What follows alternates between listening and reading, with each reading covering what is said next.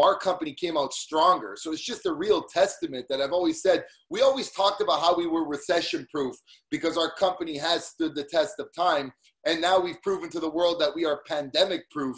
And it's exciting right now. So first and foremost, thanks Turners, thanks Ortiz. You know, you guys are great friends and super excited about what you guys are doing here. And this accountability is huge. And I got to tell you this, first and foremost, don't take for granted what you have, you know, because if the company came tomorrow and said to you, licensing's getting clogged for the next 6 months, you can't get someone licensed, you got 1 month, you got 30 days to get all the people in that you can, because in 1 month from now, we're stopping licensing for 6 months. What would you do different today? Because I'll tell you, that's exactly what's happened in Canada. The last person we licensed on our business was February 24th. Starting March, they shut down our testing centers. They just opened them up 2 days ago. And now everything is fully booked until October. So there is no one in our business right now who get licensed until October, November. The last one was February. So I wanted to let you guys understand what you guys have. You know, when I heard your system, honestly, part of me pissed me off. I'm coming to friggin' Florida, right? So I have a condo in Pompano. So I think I'm gonna have to make it a reality, right? But here what I want to do today is I want to kind of go through, let me share my screen. So I think you got to make me a co-host, guys, if you can. If you guys can make me the co-host, then at least I can share my screen. And I'll tell you a bit of my personal story. See, for me, I was from, you know, if you guys ever had somebody in your business, you know, somebody that you know that's close to you, that maybe, you know, they're giving you a hard time. Maybe they're busting your chops. Maybe they're yanking on your chain and they're like, oh, Primerica, come on. That was me. See, my sister and my brother-in-law recruited me into the business, and I was the anti-Primerican. I was the one that, oh, look, Primerica people are here. Let's leave, right? Like that was me. So it took my brother-in-law 3.5 years to recruit me. I didn't want to have anything to do with it. I made fun of him every day. I used to like make fun of Art Williams. I'm sitting here going like, you know, to me, I just didn't even understand the concept of the business. And I want people to realize that, you know, sometimes you've got people in your life that are close to you and they don't want to see you do bad.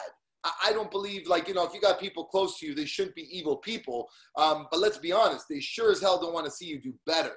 And I think that is one of the biggest things that you got to take from that is I didn't want my brother-in-law to be further ahead than I was in life. And so what I did was it's an attempt for me, instead of me rising, I pushed him down. And so it took me 3.5 years to recruit me in the business.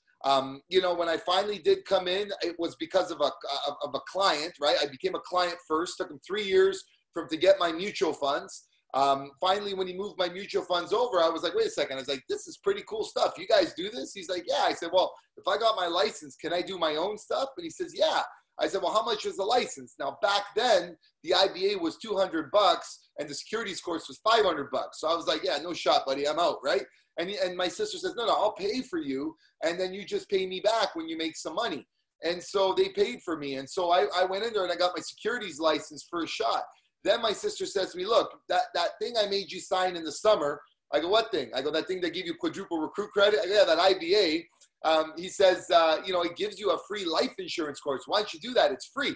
I said, sure, no problem. So I went and got my life license. So finally, my sister says to me, look, will you finally at least one time come out and see what we do? So I went to my first op meeting with a life license. Came in, I saw it, I loved it.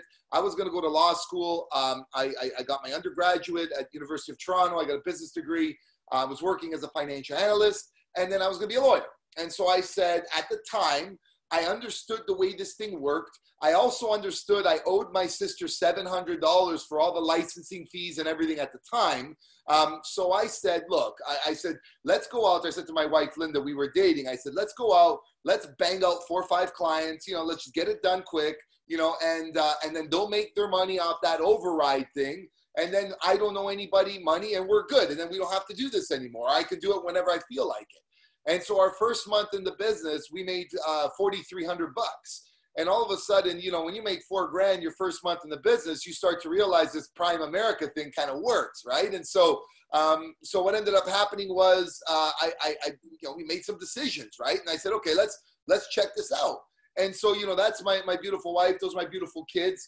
You know, I joined the business when I was 24 years old, and we're living a dream right now, right? And so, you know, today, you know, I just want you to understand kind of where we come from. Now, our numbers are probably very different from your numbers. And I was talking yesterday, you know, with the Turners when we were like, look, you know, this is what it takes. I know what it takes to make $1 million a year in Canada. I need 500 license codes. I got almost 250. I make $500,000. That's our numbers, right? It takes the average person 4 to 6 months to get licensed, but when they're in, they stick around and they do something, right? So, you know, we all have our battles to face, but you know, what's exciting is we launched the mortgage brokerage up here in Canada. About 2 years ago, I'm the first Canadian that opened up a mortgage brokerage. It's through a separate company. It's not even with Primerica. And then once Primerica launches their program, I roll it in. But I recruited 25 mortgage agents. You know, what was so exciting was, you know, I came in here hoping to make $100,000 a year. And today we got $165,000 a month payroll, right? And so this is what we look at. We look at our business like a business. And I think that's one of the biggest challenges people have is you're not looking at your Primerica business like a business. You're looking at it like Primerica. You're looking at it like something. I've never looked at this as a thing. I look at this as a business. I run it based on business numbers. I gauge my business, whether it's growing or dying. I look year over year, month over month, just like a business does. Because when you treat it like a business, it pays you like a business. And so for us, I'm excited about what our business has paid us. Now, here's what I'm saying. So I come into this business, I get my license. And so here's the best thing. I was 24 years old, but I had no time. In a sense, I had 6 months to give my acceptance to law school. So I got accepted to the 2 best law schools in Canada, and I had 6 months to give them the yes. So when I sat down with my brother-in-law, I didn't have all the time in the world. I said, listen, dude, if this thing doesn't work out, I'm going to be a lawyer. So I've got 6 months. You got to tell me exactly what I need to do to build this thing. Tell me where you made your mistakes because I don't want to make them. Tell me where you went well and what you did right because I want to do more of that. Tell me what I need to do. And so really we put a game plan together. And so my first 7 months in Primerica, I made $30,000 and I did that part-time. Now, that might not be a lot of money to some of you guys right now, but to me, I was making $35,000 a year at my job working full-time, right? And so all of a sudden, when I make $30,000 part-time, 7 months in Primerica, I'm a show me the money type person. So for me, you know, at the end of the day, we do all of this work, all of this jars, these appointments, these KTs, all of this stuff is inflow. Now, the purpose of it is to have some kind of outflow. Outflow is money. Now, I understand there is a lag sometimes between effort and results. I know that. I know sometimes you're building it up. I know sometimes it takes a bit of steam. It takes a bit of heat for a certain period of time before the kernels start popping. But if the kernels ain't popping after a while, you know, we got to do something different. And so for me, I came in here and in 7 months part-time, made $30,000. So it gave me the confidence to quit my job. It gave me the confidence to quit law school. And you have to understand that if I didn't make that, you know, people say money's not everything. If I didn't make that, I wouldn't have been in this business today, okay? And so when I quit my job, I came full-time. So the first full year, I was division leader. As a division leader, we made $58,000. And again, people say, well, how come you were a division for the full year? You know, our standards were a little different when I started. I wanted to be number one in the hierarchy, personal premium, personal recruiting, base premium, base recruiting for my level before I went to the next level. That was just me. I said, if I was killing division numbers as a division, like I always looked at it as if I was doing regional numbers as a division, and then I was doing RVP numbers as a regional. When I was an RVP, I was already doing SVP numbers. So when I got my SVP promotion, we've never missed a bonus. Now I'm an SVP doing NSD numbers. I've been doing them for years. When I become an NSD, I'll be doing, so instead of like most people in this business, you know, the month they get promoted is usually the best month they've ever had. Then they go back down to doing what they were normally doing. They push promotions. You know, for me, I always looked at it as I'm going to pull my promotion to my level. And so when I was a division leader at the time, I remember going to Fast Start School and see RVPs getting their watch. And I was sitting there going, okay, but then, is he an RVP? He's like, yeah. He goes, he just made $50,000. And I was like, do I need to be an RVP to make $50,000? He says, no, you can do it at any level. I said, can I do it as division? He said, yeah. So I did it as a division. And so then people ask me, well, what did you do to do it as a division? Because remember, my brother-in-law was in the business 3.5 years before me. So my cousin and my uncle, my brother and my dog and the cat and all these people you could write apps on, you know, I wasn't able to write an app. They already knew this. Like, I'm going to people saying, hey, I want to show you what I do. They're like, Frank, you're doing that same thing as Daniel's doing. Yeah, he sat with me 2 years ago, right? So for me, I realized very quickly, I was like, crap, I need to find customers. So the best thing that happened to me was I didn't have this massive hot market, because I think if I would have got comfortable into the client sales business. I would have got comfortable in the referral business. And I'll be honest, I don't think I would have been here today. So what ended up happening was I kind of realized quickly, I was trying to convince people I was a financial advisor. And when I was doing that, I wasn't doing very well at it. And so I was sitting with people saying, I'm a financial advisor, and they're telling me, yeah, sure you are, and stuff like that. And so then what ended up happening was I remember I recruited a person. I gave my sister a list. They called the list. Somebody came in, game plan done. 24 hours later, they sat down with their parents. Life app was closed. And I went, wait a second. I said, you know, you don't need to be a genius or an Einstein to figure this out. The path of least resistance to the kitchen table is through a new recruit. I'm like, this just makes so much sense. So what we decided to do was go out there and personally recruit. And then from these personal recruits, we would make a list with them, and I would write field training business through these recruits. And so at the time, I had my securities license. I think people are crazy not to get it. I mean, I'm life license, securities license, mortgage license. I mean, I think it's insane to throw money on the table. It's like a McDonald's owner saying, you know what, guys, I only want to sell fries at this location. I'm not into burgers and all that fancy stuff. I want to keep it simple. I'm a fries kind of guy. And we're going to tell everybody who comes here and asks for a burger, we're going to send them to another McDonald's. And so I think it's nuts, right? You're in a financial service business. Get your licenses to sell financial services. It just makes sense. So if you look at the screen, it's not rocket science, and it's not special. Some of you guys do more recruits than this. Some of you guys do more production than this. But the fact of the matter is, for me, all I want you to get from this is when I recruited 4 to 5 directs a month, I wrote 6 to 10,000 in premium.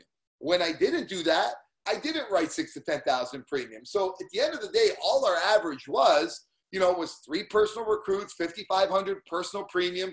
I averaged 10,000 investments per 1,000 premium. It was not, by any way, shape, and form some high net worth market. But at the end of the day, that year, we made just shy of 60 grand. And so, look, to me, this was important, because when we did that, I said, crap, if I can get my watch as a division, I can get my ring as a regional. And so my 3rd year in business, we got the ring. I got my ring, my Power Builder ring 1 month before I took my promotion. Again, I believe you do things in order and you do things properly. So by the time I became RVP, that first year, the full year anyways, we made $131,000 that year. I got my promotion that year. And then things started to roll, right? Because then as an RVP, I was already doing SVP numbers. So we rocketed up to $250,000, and we never made less than $250,000 since I was 30. At university, that's when I retired my wife, and now she lives the dream, right? She's at the gym right now. And then eventually our income went up, and it is kind of where it is today, right? So it's 2021. This year, we should cross the 6 diamond, and we'll make this run, right? Make this thing work. So, guys, I just wanted to go over this with you because, look, I never forget, I used to make $35,000 a year at my job. And all the people that told me not to do this, they were making a little more than me. They were making about $60,000, $65,000 a year. And they were telling me that, no, don't do this. Take it from me. I'm in a better place than you are in life. Get a real job. Go to law school. Don't worry about this Primerica thing. It's going to fizzle out. If this thing doesn't work, you're left with nothing. What if it doesn't work? And I remember at the time I had Linda chirping in my ear saying, yeah, but what if it does? Think about it. I used to make 35 grand a year taking advice from people making $60,000 a year. Last month, the company paid me $65,000 last month. And at the end of the day, we got our 5th diamond. We've been hovering around it for a while. It's been a little stupid thorn in my shoe. I'm happy to get it over with. I'm not even going to send my ring in. I said, I'll order a new one. And when I cross over 6, I'll send them all in to get done. But the fact is, guys, the company's paid us almost $4 million cash. It's given me 6,700 shares of Primerica as part of my equity plan. That's over $1.2 million Canadian, because like one of your dollars is worth like $1 million of ours, right? So that was great. And so over the last 10 years, I'm 40 years old, and the company's, you know, helped us create close to $10 million of wealth within 16 years. And I want to start with this because, you know, where else can you go where you can get something like this, something this powerful? And that's why if you're not treating this thing like a business and you're not working this thing like a business and you're working it like a thing, you know, things don't pay very well. And that's why, guys, you know, our business is very similar. And so I think part of what we've got to do, and I did this when I was on Training for Champions the other day, but understand how to articulate what it is that we do and what makes us different, because that's what people want to know. What makes you so different? What makes this so unique? And so I think nowadays nobody can deny that Amazon is on fire right now. No one can deny, guys, up here in Canada, when everybody was shutting down, Amazon, their warehouse, they were hiring, they were recruiting, they were growing like crazy. So think about it. Amazon is a major disruptor in the retail world. In fact, because of Amazon, a lot of little mom and pop shops got thrown out of business because they can't compete. So what makes them so unique? What makes them so exciting? Why are people being drawn to Amazon? Well, number one, value. I mean, we're dealing with an educated consumer now. We're not dealing with idiots with their head in the ground. So the fact is people know the price of stuff. And so everyone likes to know. People don't have a problem spending money. They just want value for their dollar. Number two, they want choice. You know, imagine this. You guys have Costco, obviously, in the U.S. Costco sells Kirkland. What if they only sold Kirkland? What if they got rid of Coca-Cola, got rid of Evian water, no Fiji water, only Kirkland? That place would shut down. Now, maybe you might like Kirkland. Maybe you might want to buy Kirkland. But if someone said to you, you can only buy Kirkland, you wouldn't shop there. People want choice. You know, all these financial companies, these banks, these insurance companies, they're just selling their own product. That's it. See, they want choice, and that's why Amazon's doing well. Number three, everything off one platform, one-stop shop. They want to get it all done under one roof. You know, nobody wants to go to 10 different stores anymore to buy things. I want to go to one place, get it all done. And number four, the best part about it is we want home delivery. And I think this is what people have grown accustomed to is, why would I show up to a store and wear a mask when these guys can deliver this thing to my house in less than 24 hours? Now, understand what Primerica has done in the financial services world. We have become the Amazon of financial services. We have become the one-stop shop. We're giving value. We're giving choice. Right? We deal with all the major fund companies in the industry. We're not stuck to anybody. All right? We can do what's right on the mortgage side of the business. We can deal with any major lender in the country. So you start to realize that we give value, we give choice. It's one person, one agent. I joke around, when you change your address, you don't call 8 people to change your address anymore. One person gets it all done. One person that knows your whole situation can get it all done. And they can't compete with us, because what the industry has to do is rip people off in order to make money, because there's a relationship with what a client pays and how much an agent gets paid. The more the client pays, the more the agent gets paid. You know, it's a conflict of interest. They're not there to help reduce premiums, because that means the agents make less money. But for us, we can afford to do that. You know, if I said to you, do me a favor, go to Burger King, grab me a burger, go to McDonald's, get me fries, go to Wendy's, get me a pop, and then bring me my change, you'll say to me, Franco, why would you do that? Go to one place, get a combo. You pay a little less for each item. And I think that this is what's important, is you realize we can afford to be in the term insurance business, because that's not all we don't make all our money there. We can afford to give people proper advice without having $1 million, because we don't make all our money there. We can afford to give people great rates on their mortgages, home and auto insurance, give them good. We can afford to do that because we make a little less than everybody else does in that industry. But guys, as a whole, we blow the doors off any of these guys in terms of our profitability on what we make. We get all of the clients' dollars. And so guys, this is big. And so you have to be able to articulate this. Let people know, be excited about what it is that we do and what makes us different. Now, I want to shift gears right now, because I want to talk a bit about building people and working with people. And I'm going to kind of do this presentation for you guys. I did it for our group a while ago, and they absolutely loved it. And now when I go around, people will come up to me and they'll tell me, hey man, I'm this bird, right? And so it's amazing. So I need to go through this with you, and you need to be honest with yourself now. What bird are you? You know, where are you in this business right now? So let's talk about it. I mean, the question is this: do all birds fly?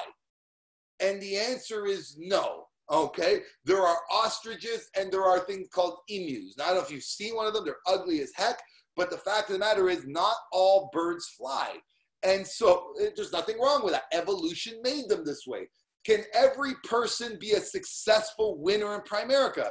No, okay? It wasn't designed that way. Just like an ostrich can't get off the ground, okay? There's a lot of people that maybe they don't have the work ethic or the integrity or the desire or the belief. They're just not cut out for this. Now, our quest is not, we can't tell on the outside. We recruit large numbers of people, and then what ends up happening is people will classify themselves, you know, in one of these areas. So at the end of the day, if you ask someone if they're interested in the business, they say no, chances are they're an ostrich. They'll never get off the ground anyways, okay? So we don't worry about these people. We can't affect them. There's nothing you can say. The man upstairs can come down himself and deliver a kick-ass presentation, and he still will say no, okay? So just have to understand that. So let's talk about some birds. Let's talk about turkeys, okay? Are you a turkey in Primerica? Okay, now let's talk about what a turkey. Can a turkey fly? The answer is yes. They can get off the ground, not by much and not for long. These are people that join and then they quit soon after. So I know we don't have a bunch of turkeys on this call, right? You know, but let's be honest. You didn't expect much from them anyways. You didn't recruit a turkey saying, man, I think this is the guy. These are one of the ones, we call them multipliers, contest credit. Yeah, you give them a chance. You know, maybe the turkey might know somebody good, but at the end of the day, if the turkey comes, the turkey goes, the turkey is a turkey is a turkey. There's nothing you can do to change that turkey into an eagle. Don't sit there getting depressed why you couldn't train this turkey. But Frank, you understand, I trained them like crazy. It's a turkey, okay? Let them go, okay? But I've always said this, respect them. I'll get into that in a second. Now let's talk about something called peacocks, okay? Now, what about peacocks? Can they fly? The answer is yes, they can get off the ground, but not by much and not for very long, okay? So a peacock is someone that we say they're all show and no go. They look good, right? They look good, but that's about it. Their potential is much higher than their hard work. You know, their work ethic is so low. They're not prepared as good as they are. And sometimes the problem is the peacock will fool you because you'll recruit a peacock in a business and you'll think, I got it. I got my guy. You don't understand. I got my guy. Then they come to a meeting and then they like tell you, I'm not interested. And you think it's the meeting, right? No, it's the peacock, okay? They look good, but they were never willing to work for it. So how do we deal with turkeys and peacocks? Because you're going to be bringing turkeys and peacocks in your entire career. So number one, I always say, don't take it personal, okay? At the end of the day, they are what they are. They were like that before. Look, their own parents have a hard time dealing with them. And you think you're going to make a difference, okay? So understand that. Don't take it personal. Make a list. You know, work it within 24 to 48 hours because turkeys and peacocks don't stay around for very long. So you have a real sense of urgency to make a list. Your goal is to find a stud in that list as soon as possible because once that ticker runs out, they move on to the next thing they do in their life. Develop all of our turkeys and peacocks into happy clients. Love them, respect them, give them a great positive experience about Primerica. And at the end of the day, they'll leave here saying, you know what, it wasn't for me. Good guys, I own the products, and I think they're great. Let them know the door is always open should the timing be right. You know, our goal is not to belittle people or make fun of people. They don't want to do this or not. They're not losers. I don't believe that. Sometimes it's a timing issue. Sometimes it's just doesn't mesh with their personality. It's all good. Okay, let them know if anything ever changes, I'm here for you. You've got my friendship. You've got my respect. And I think that, you know, there's no one should ever leave Primerica with any type of negative experience. I think everybody should at least leave here as a happy client, respecting what it is that we do, okay? So let's go to the next bit now. Now we get with the hummingbirds. We got a lot of hummingbirds in Primerica, okay? A lot of hummingbirds. What are hummingbirds? How do they fly? They flap their wings. They work really, really, really hard. right? The problem is they don't really go anywhere.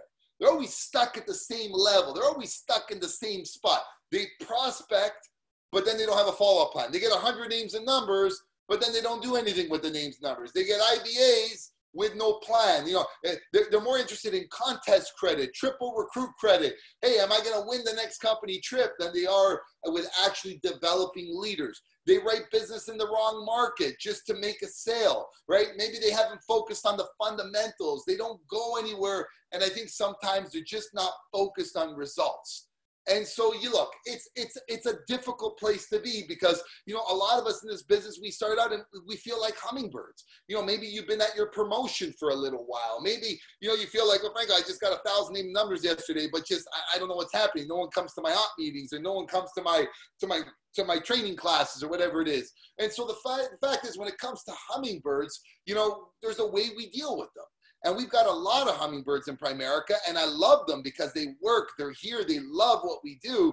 But I think sometimes we got to go back and realign with your upline. I've always said it, whenever I see misalignment with upline and downline, it's almost like a recipe for disaster. I mean, I think, you know, sometimes I hear people, oh, the regional leader is not on good talking terms with the RVP. And I'm like, you know, you got no shot in going RVP, like no shot in a successful promotion unless there's complete alignment with your RVP upline. I mean, you know, make a plan. You know, look, me, I'm arrogant as crap. Okay, when I was in my 3rd year in business and I made $100,000 as a regional, I thought I knew everything there was to know about Primerica. I look back now and I honestly think I know 20%. Like I knew 20%. Okay, of what I know today. But at that time, I just thought I knew so much. And so just understand that there's, you know, your upline will always see things that you miss. So work with your upline, make a plan, use drill for skills like this, boot camps, things to help them do this. See, usually a hummingbird is just missing a good accountability system. And I love the fact that you guys are doing this papers in the jar and stuff like that. You know, and sometimes a hummingbird, let's be honest, never really took the time to master their skill. Or this is where things get tricky. They falsely believe that their skill level is better than what it is. You know, I got some of my hummingbirds that call me, you know, in the business 7, 8, 9 years, division leaders. Hey man, how was your appointment tonight? Oh yeah, it didn't really go the way. Well, talk to me about it. No, you know, it just didn't work. You know, but what happened? No, you know, I give a presentation, but I know how it is. Like, I know what I'm doing, right? So. Yeah, but you didn't close. So what did you miss? Did you ask? Yeah, you know, but you know, they just weren't ready, right? Yeah, but did you go overcome them? They see what I'm saying? They think they're better than what they are. And I always say sometimes we got to take the time to humble ourselves and realize, you know, I've always said this, look, if you can leave the meeting, and don't be delusional, if you can leave the meeting knowing I didn't close them, hell, Mario Arizon's not closing this guy. And if you feel that way, I'm good with that. But if you leave going, crap, if my upline did this presentation, he would have got it. And you can really understand, you can, with all humility, say that it just means you just got to work on getting better. That's the best part about our business, is that there's so much available for you to get better. You know, sometimes people confuse time spent in the business for seniority or rank. I've been here 10 years. You know, look, I can tell you if I took piano lessons once a month, every month for 12 months, you know, and then I turn around and say, I've been playing piano for a year. No, you're not. You play piano 12 times. See what I'm saying? Is sometimes don't mistake how long you've been here. Yeah, Franco, I got people coming up to me all the time at the convention. Franco, yeah, I've been here for 6 years and I feel like a loser. I'm like, well, wait a second. Are you full time? Are you giving this thing everything you got? Well, not really. Okay, so you probably, if you put it together, you've been maybe a year and a half worth of work in Primerica over those 6, 7 years, right? So just understand that. You know, we need to condition people to become results focused. You know, how much money did you make? You know, did you make money? Did you get results? Because money, at the end of the day, I know we don't like to talk about it all the time, but let's be honest, it's a business. If you're not making money, it means either we're not getting results or we got bad business. Because, you know, if you do business and they cancel, the company takes it back. So your net income is a result of your efforts. And I think that, you know, if you're doing the right things, you will make money, okay? Now let's move on now. We got the Falcons now. Look good. They go high, but they come down eventually, and they come down quick. Okay, they look good, but sometimes they think big is small. You know, there's no real consistency in their work ethic. Start strong. You ever have these Falcons, they come in, fast start award, bang, come in there, #1 regional leader, and then, you know, they just drop, right? They start strong, but they disappear when they're needed. They fall to adversity, and sometimes it's the big ego that hurts them. And understand, you know, for us, sometimes, you know, maybe we've got some people, maybe some of our people are RVP, maybe I'm talking to you.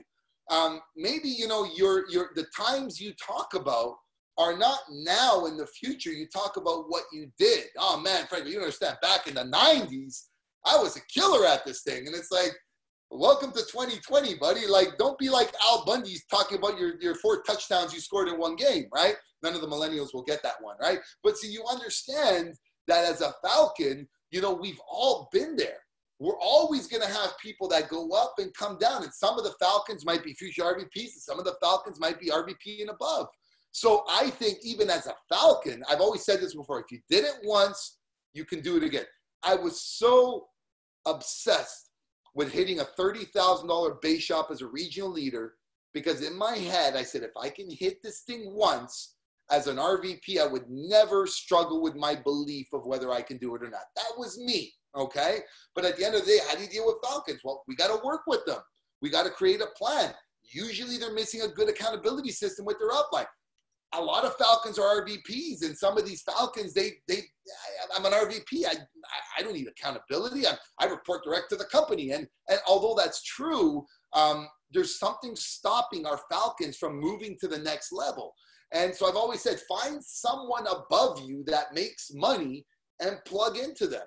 You know, they need to rediscover their why. They need to recommit to the business again. I mean, Zoom has done amazing things for some of the Falcons in Primerica whose best days were in the past, because this just reignited and re-energized them and got them to believe that, you know, they can do this new style of business, right? See, sometimes to a Falcon, their ego or their sense of entitlement will get in the way of their future success. The best way, their best way, my way is the best way is the only way attitude becomes a lid on their business. And so we need to expose the Falcon and their people to other leaders to realize there's more out there. Sometimes what a Falcon will do is they'll coddle, or they'll keep their people close to, they don't like their people plugging in because they don't want to be exposed. Imagine imagine if Primerica adjusted your income, and imagine if you dipped under, say I got my 5th dime, imagine if I dipped under 500,000, I had to send my ring back to take a diamond out, and there was a big hole where my diamond was. Could you imagine that,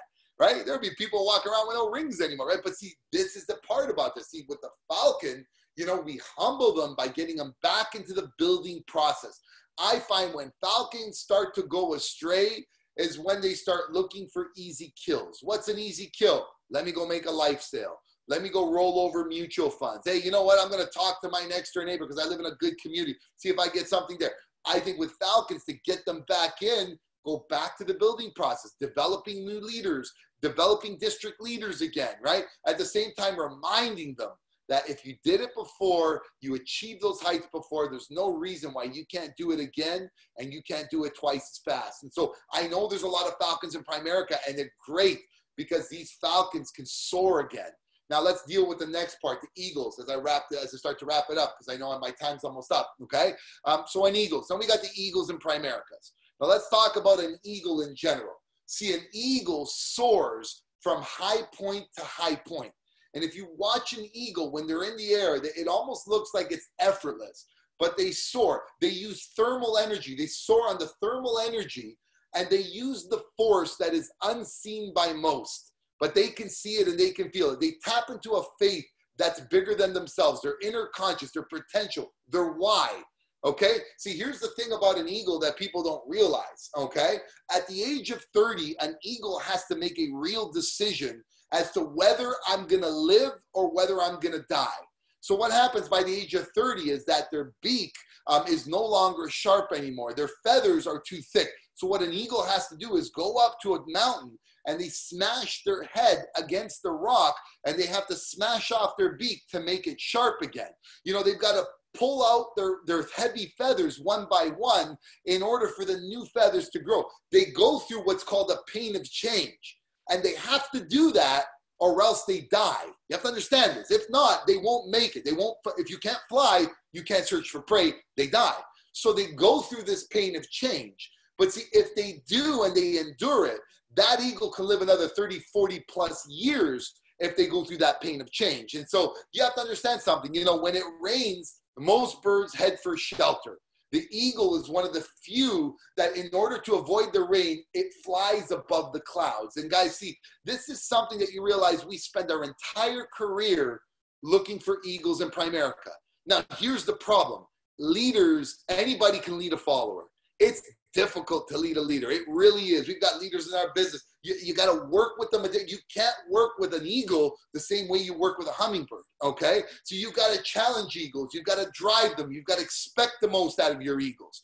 You know, you've got to allow them to grow, lead, and develop. Give them a chance to blossom and run their own management philosophy. Work like a shepherd. I've always said this, you know, my family in Italy, they've got sheep. And so you notice they're going to get 100 sheep from a mountain into a little pen, you know, about 4 feet wide. And so you realize it's through a doorway. So how do they do that? They don't pull them. They herd them. And here's the best part. My uncles are shepherds. And as they bring them down the mountain, they use the dogs and they whistle and they got these little sticks in their hand. And at the end of the day, it's so funny because the sheep the whole time think they're going where they want to go, not realizing they're part of a master plan. And so we've got to herd our eagles like shepherds, create interdependence, you know, meet with them regularly, review goals, results, stretch them to new heights, challenge them to be number one, win all the recognition, break the records, become the master copy worth duplicating, because eagles do not follow positional authority. They follow earned authority. Stay in the game. The best way for us to be able to motivate and mentor our eagles is to stay in this game, to build this thing, to continue to do what we're doing. Guys, look, you know, we all have people on our team, and these birds weren't there to offend anybody. It's not about after the meeting, you go text your guy saying, hey, stupid, you're a turkey. That's not what we're trying to do, okay? The purpose of this is not to look at anybody else, but to look at yourself. Where are you at right now? What bird am I? And then you now work with your upline and your RVP and your SVP, your NSD, whatever it is, to come up with an accountability system to get you to that next level. I promise you this. I wrap it up with this. You know, they've always said you build a team, you live a dream. You know, we need to really, truly understand that recruiting and training and developing licensed leaders who can become first-generation RVPs is the name of our game, okay? It's not about having a big base shop for 30 years and nothing coming from it. All right, and it's also not the type of things you're going to promote RVPs out of a 10K base, because that doesn't work either, right? It's understanding the game. The purpose of building a strong base shop is to create the model and an example to build RVPs. If you grew up in a mansion, you're not going to want to go live in a trailer home, okay? And so you're going to have your people grow up in a mansion. That's why building a big base is so important. And the real best way to build true freedom and quality of life is through a hierarchy. And really, guys, you know, at the end of the day, with what we've done, you know, my question always is why not you, and why not now? And why is it that somebody else has to win? And why is it somebody else is getting recognized? And why are they putting other people's names? Why are other leaders getting recognized as new $1 million earners and not the ones that are on this call today? You know, at the end of the day, guys, we talk about freedom. We talk about what this company has been able to do for us and our family. And I'm into cars, so I've got a pretty cool car collection and stuff. But, you know, I bought my dad a 65 Mustang. I remember when he was little, he used to tell me about these cars he used to own. And I used to ask him, Dad, why did you sell them? He says, because, you know, you came around and I had to get realistic and we had to sell everything and just get focused on the family. He goes, but if I ever win the lottery, I'm going to buy myself an old muscle car again. And I tell you guys, 3 or 4 years ago, I think it was, I never forget the day when I brought my dad with me. He thought I was going to go grab a car for myself. And he sees this 65 Mustang, falls in love with it. And I knew right away what I was doing. And so when I made the deal with the guy, I took the keys, handed it over to my dad, and I said, this is yours, you drive it home. And I was in the M6, so I was looking through the rearview mirror. I was convertible, so I could see him. And I see my dad with this smile on his face, and like, man, what's that worth? You know, my dad is 70, 73, 72 years old, okay? Him and my mom are 10 years apart. Mom's 62.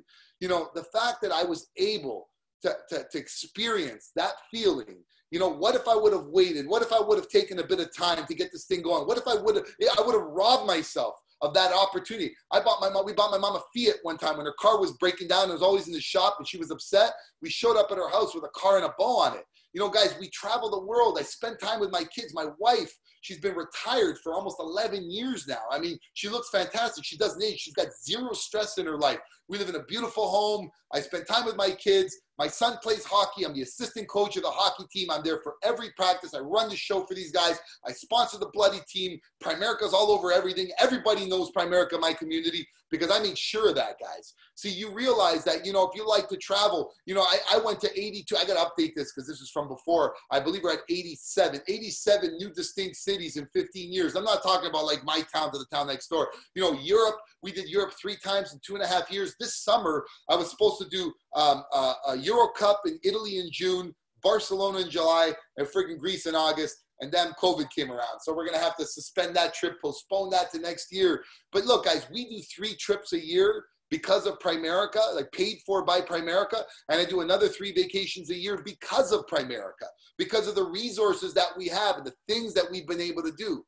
So at the end of the day, guys, the point of today is so many of us are stuck at levels. And this is our chance to use this time to get unstuck, move to the next level, and do something great with our lives. Thank you, guys. Appreciate you guys. Love you guys. You guys have a teammate in Canada. If any of you guys ever know anybody in Canada and you want to refer them over, let me know. We could do a global network. We'll figure it all out. We'll build businesses in each other's countries. Let's go out there, guys, and do something great together. Love you guys. We'll see you soon. I'll turn it back over.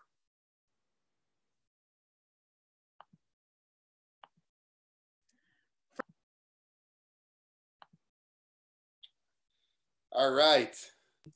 There we go. All right. Thank you so much, Franco. You were amazing. You brought the heat. We loved it. It was absolutely incredible. Everybody, let's give him snaps and claps. Our coach, Ed Ortiz, just likes to close out the meeting. So we're going to let him say a little bit, but thank you so much, dude. That was fire. We're writing notes like crazy. I loved it. Thank you. All right. Excellent. Hey, Franco, ¿qué pasó, man? You did awesome. ¿Qué pasó, man? Hey, listen, for those of you who know, Franco knows Spanish too, okay? I mean, I've talked to him in Spanish. He knows Spanish. His wife is, where's he from? Where's Linda from, Frank? Franco. My wife is, her family's from Ecuador. Ecuador, there you go. Y tú hablas español también, ¿verdad? Ajá, mira, ven acá, y tú hablas español también, ¿verdad? Sí, yo hablo español, papi. Dímelo, papi. Así es que se hace, así mismo, man. Hey, listen, you brought it in, man. I'm telling you, that's exactly what we needed to hear. That's how you sell the dream, man. That's how you put it on the table, man. I love the birds and all that, and I'm like, at the end, I'm like, man, I'm hoping he's going to bring out the eagle, man, because I'm an eagle. I'm a freaking eagle, man, and we're producing eagles here. So, but, you know, we always have all kinds of birds coming into this business. You know, we just need to know how to work with them, and that is a great point. So I really appreciate you, man, and let me tell you, nuestra casa es tu casa. So anytime you're down here in Florida, brother, you come visit, man. If we ever find out you're down here, so, hey, trust me, we're going to come after you, okay? I'll take you up on so that, make man. Sure that, just want to let you know, man. Just want to let you know we truly appreciate you, and what you've done today has been absolutely phenomenal. I saw you on EPN the other day. You knocked it out of the park, man. And just so proud to be in business with you, man. You and Perillo, man, you guys are just awesome, you know, running all of Canada, you know, so really appreciate you guys. All right, guys, well, hey, listen, let's go to work right now. Let me just put some numbers out here. Right now, as a hierarchy, we're sitting at 260 recruits, 260 recruits, guys. Let's take this thing to 300. Let's take it by 300 by tomorrow. Come on, let's do it. We can do this thing, you know? I mean, there's over 100 people on this call. If everybody just focus on saying, man, we're going to get one guy. I'm going to do what Franco did today. I'm going to focus on getting one guy, okay? And bring him in, man, because, you know, the numbers, the law of large numbers will tell you, you put a lot of folks, you put a lot of birds in there, man, and I'm telling you, eagles are coming out of there, okay? But you just can't, but you got to do it through the law of large numbers, okay? So we got 260, and we're going for 300, okay? We're currently sitting at 200,000 in premium. 200,000 in premium, and our goal is to take this thing to 225, okay? 225. And I'm not talking about the end of the month. I'm talking about tomorrow. I'm talking about tomorrow, so we could do this thing, okay? So we're gonna shoot. There's over 100 people, so we're gonna be shooting for going from 260 to 300. That's 40 recruits, and we're going from 200 to 225. 40 by 25. 40 by 25. All right, tonight. So we got to just go out there and go make it happen. All right. So I appreciate you guys for being on the call. I appreciate Franco for being there. I sincerely appreciate Brian and Melinda for setting this thing up.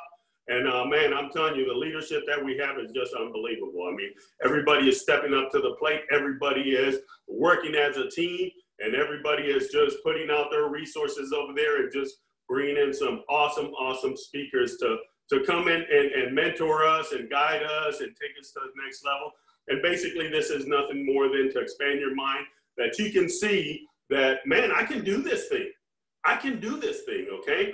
If Franco can do it and all the Ruby Reeves guys can do it, we can do it too, man. We can do it too. All we got to do is you hang around folks that are doing it, and you're going to get there too. You're going to do it too, okay?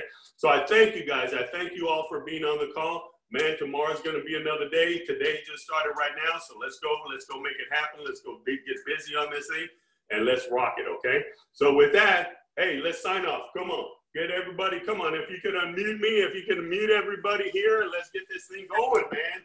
Everybody's unmuted. Let's do it. Yes. All right, let's do this thing. Let's do it. Let's do it. Okay, here we go.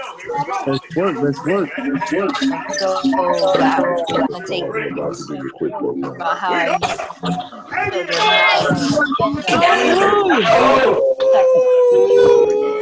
Guys,